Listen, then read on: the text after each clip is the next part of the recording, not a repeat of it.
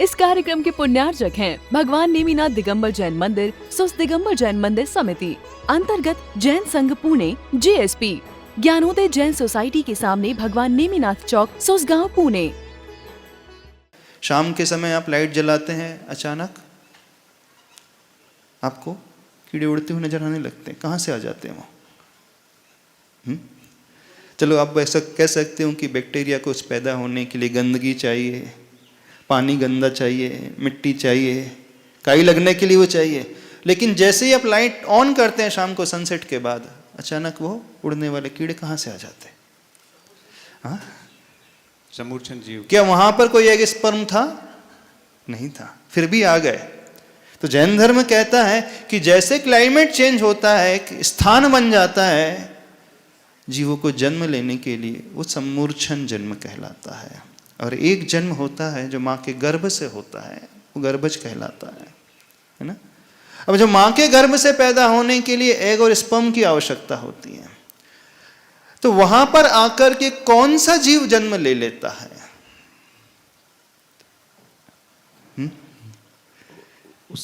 Particular वो उसी स्थान को क्यों सिलेक्ट करता है?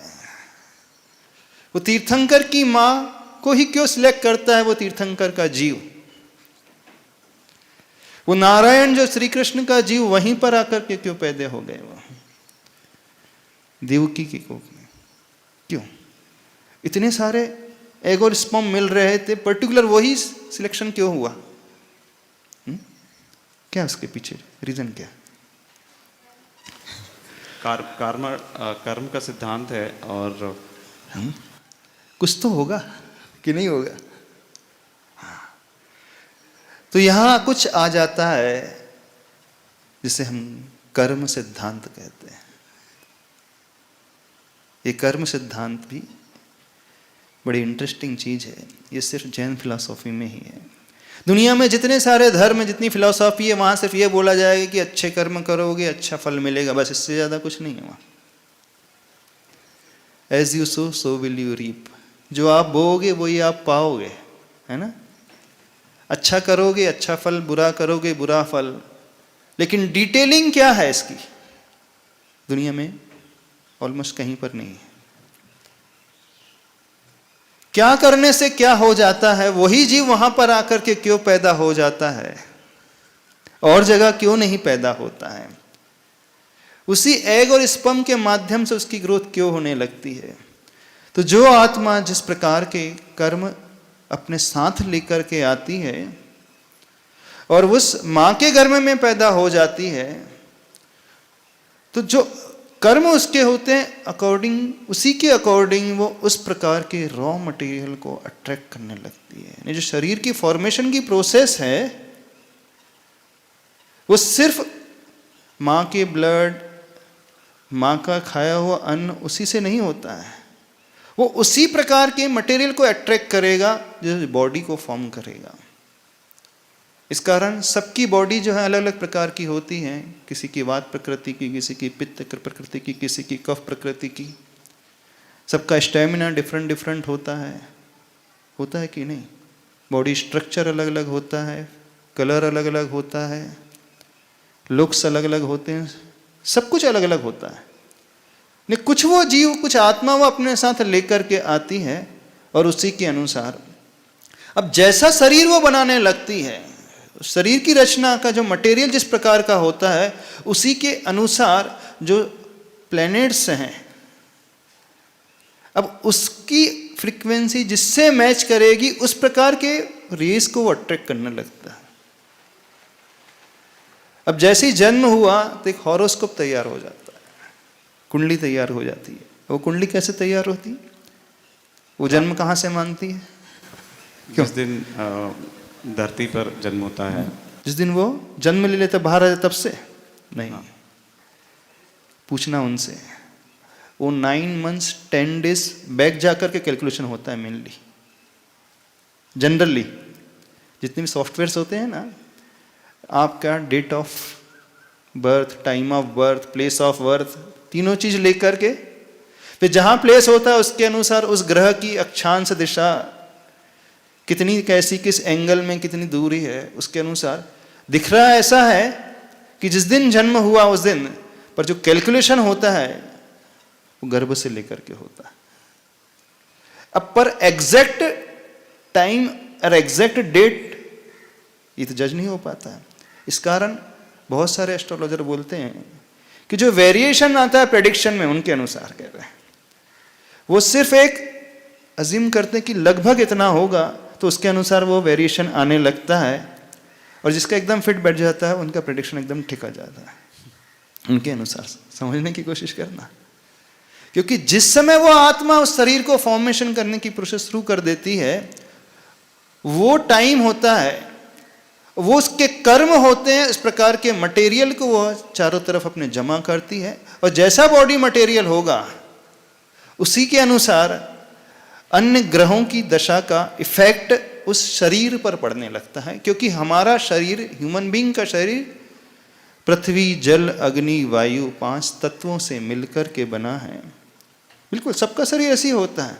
तो जिसका तत्व जिस समय जितना जिस पोजीशन में होगा, उसके अनुसार उन ग्रहों के जो रेज निकलती हैं वो इफेक्ट उसमें पैदा करते हैं। महाराज जी, लेकिन ये बात अगर सत्य है, हाँ। ठीक है, तो जैसे कि ट्विंस पैदा होते हैं, हाँ। हम बोलते हैं कि ठीक है, उनका केमिकल स्ट्रक्चर, उनके इलेक्ट्रोडायनेमिक्स फील्ड डिफरेंट होगी, बट ज्योतिषी तो सेम कुंडली बनाता है।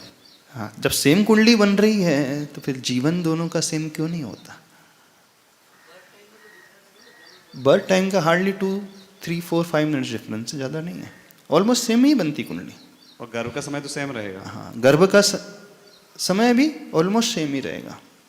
अब जैन साइंस ये कहता है, देखना, अब जैन साइंस की विशेषता बताते हैं।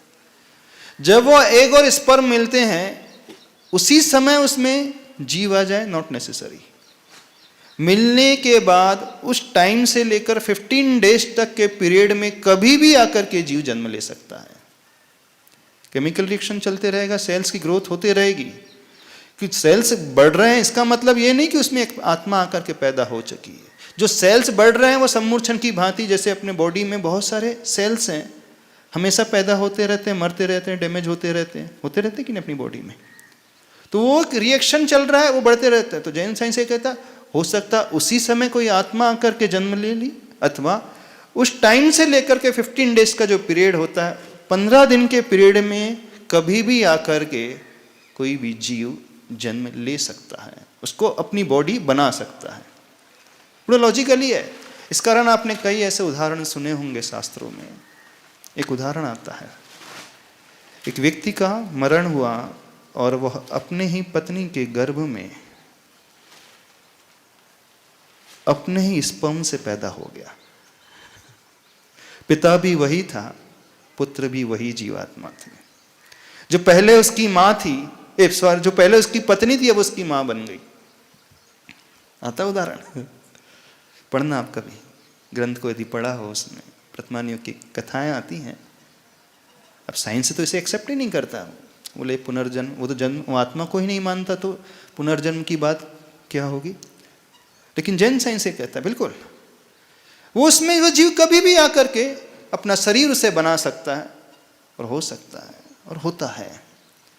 तो वो जैसे कर्म लेकर के आता है, उस प्रकार का मटेरियल उसकी बॉडी लेकर के पूरे रचना तैयार करती है। अब जैसा उसका शरीर होगा, उस शरीर के अनुसार ही उसका जो इफेक्ट, पूरे यूनिवर्स में जितने भी ग्रहों की जो दशाएं हैं, उनमें से रेज रेडिएशन निकल रहे हैं, उतना वो अट्रैक्ट कर लेंगी, कुछ नहीं कर पाते हैं। किसी को किसी ग्रह की ज़्यादा दशा लग जाती है। अब वो प्रेडिक्शन ये करते हैं एस्ट्रोलॉजर, जब उसका जन्म हुआ तो उस समय पर्टिकुलर प्लैनेट्स किस पोजीशन में था। घर होते हैं, उसमें ग्रह बैठे हैं, मीन्स उस टाइम पे उस प्लेस के अनुसार जब ये जीव यहाँ पर आया तो चारों तरफ क्या दशा थी, उनकी पोजीशन, क्योंकि वो फिक्स नहीं रहते, प्लैनेट्स हमेशा फिक्स नहीं रहते, तो हमेशा रोटेशन करते ही रहते, मूवमेंट उनमें हमेशा होता है। 15 डेज तक का आता है, कार्तिक अनुप्रेक्षा ग्रंथ में वर्णन आता है। बिल्कुल इतना टाइम पीरियड होता है, कभी भी आकर के जन्म लिया।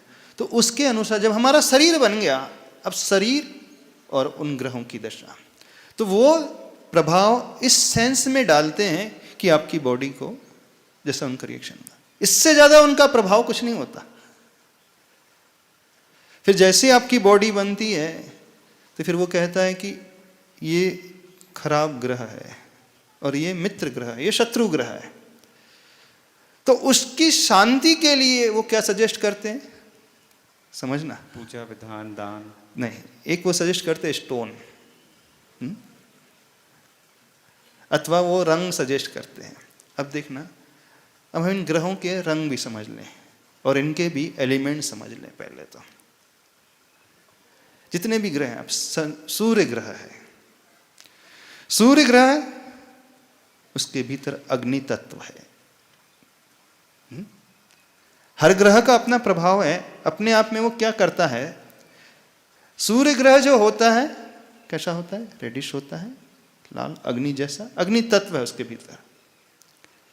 सूर्य ग्रह जो रिप्रेजेंट करता है, जैसे सूर्य इस ब्रह्मांड में, यूनिवर्स में राजा की भांति, इंद्र की भांति होता है, मुखिया माना जाता है। ऐसे ही घर में, जिस घर में आप रहते हो, आपके घर का जो मुखिया होता है वो कौन होता है? आपके पिता, स्वामी, प्रभावशाली, है ना? सब कुछ उन्हीं के अनुसार होता है। आपकी पहचान भी उनसे होती है, आपको जो भी फैसिलिटीज मिलती है उनसे होती है, जो फेम आदि दिलाने वाले होता है। तो सूर्य की जो प्रॉपर्टीज हैं बिल्कुल मैच करेंगी आपके घर में रहने वाला जो मुखिया होता है, समझना। दूसरा ग्रह आता है चंद्रमा। चंद्रमा कैसा होता है, शीतल होता है। चंद्रमा में है वाटर एलिमेंट, जल तत्व, उसका कलर वाइट। समझते जाना, फिर हम आपको कैसे जोड़ने वाले हैं, इसको समझ लेना पहले। चंद्रमा रिप्रेजेंट करता है वाटर एलिमेंट, हमारे शरीर में जो जल तत्व है उसको बैलेंस करता है। और जल तत्व अथवा वाटर एलिमेंट अथवा वो चंद्रमा व्यक्ति के भीतर भावनाओं को पैदा करने का काम करता है, संवेदनाओं को पैदा करने का काम करता है। जो कितना भावुक होता है व्यक्ति, इमोशंस जिसके बहुत ज़्यादा होते हैं, जो बहुत छोटे छोटे से में प्रभावित हो जाता है, वो संवेदनशील होता है। तो जिसका सूर्य मजबूत होता है ग्रह, समझना वो अपने आप में प्रभावशाली रहेगा, तेजवान रहेगा, पुण्यशाली रहेगा। यानी जैसे सूर्य चमकता है, यानी जिस समय उसकी जन्म हो रहा है उसका इफेक्ट ये रहेगा। जिसका चंद्रमा मजबूत रहेगा, चंद्रमा रिप्रेजेंट करता है आपके घर में रहने वाली आपकी माता को, माँ को। माँ भावुक होती है, संवेदनाओं से भरी होती है, ममता से भरी होती है। जिसका चंद्रमा मजबूत रहता है उसकी बॉन्डिंग अपने माँ से बहुत अच्छी रहेगी। जिसका सूर्य मजबूत रहेगा उसकी बॉन्डिंग अपने पिता से बहुत अच्छी रहेगी। जिसका सूर्य कमजोर रहता है उसकी बॉन्डिंग अपने पिता से अच्छी नहीं रहती है, उसकी माँ से चंद्रमा के कारण नहीं होती। फिर उसके बाद आता है मंगल ग्रह, मार्स। उसका एलिमेंट भी है फायर एलिमेंट, अग्नि तत्व। मंगल ग्रह ऊर्जावाचक, उत्साह को बढ़ाने वाला, एनर्जेटिक रखने वाला, कॉन्फिडेंस को रिप्रेजेंट करने वाला। जिसका मंगल ग्रह उस समय अच्छी दिशा में, उसका अच्छे घर में बैठा है, तो वो मंगल ग्रह से जो रेज आएंगी उसके लिए हमेशा हेल्पफुल रहेंगे। वो हमेशा उत्साहित भरा हुआ रहेगा, बना हुआ रहेगा। कुछ लोग बड़े आलसी होते हैं ना, होते कि नहीं आलसी? एकदम बुझे बुझे से जीते हैं, काम में उनको कुछ करने में उत्साह ही नहीं रहता है, मजबूरी में जैसे तैसे खींचते रहते हैं। जिसका ऐसा नेचर है, मैच करके देखना, उसका मंगल ग्रह वीक पोजीशन में रहेगा। ये रिलेशन, अब मंगल ग्रह कुछ नहीं कर रहा है, इसे समझने की कोशिश करना आप लोग। वो सूर्य ग्रह कुछ नहीं कर रहा है, वो सिर्फ इंडिकेशन दे रहा है, क्योंकि उस समय उसकी पोजीशन थी। तो मंगल ग्रह मीन्स आपके घर में रहने वाले आपके बड़े लोग, जो आपको एक प्रोटेक्टिव एनवायरनमेंट प्रोवाइड करते हैं।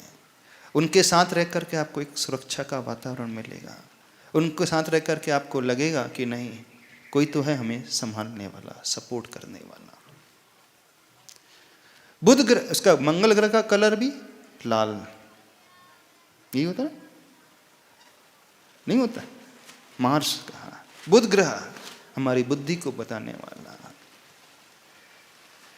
जिसकी बोलने की क्षमता बहुत अच्छी होती है। जब ज्ञान होता है, बुद्धि होती है, इसका बुध ग्रह मजबूर रहता है, वो हमेशा अच्छा स्पीकर रहेगा, अच्छे से बोलेगा।